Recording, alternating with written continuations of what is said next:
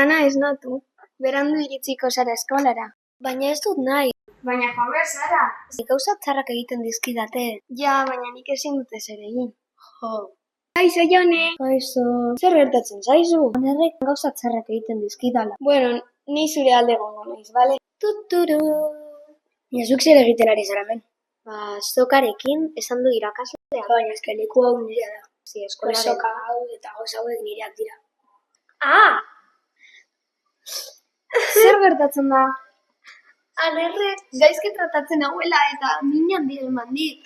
Jo nau eta gainera gauza txarrak esan dit. Andereñaren gana goaz. Bai. Jone eta Madi irakaslearekin hitz egitera joan dira. Kaixo, neskak. Kaixo, arazo bat dauka. Zer gertatzen da? Anerrek oso gaizki tratatzen dauela eta ez nago eroso. Bueno, berena berarekin hitz egitea da. Vale. Hor dago Aner. Aner, etorri. Kaixo, zer nahi duzu? Zurekin hitz egin. Nik ez dut galduko denbora. Andereñak esan digu. Pues orduan, zer nahi duzu?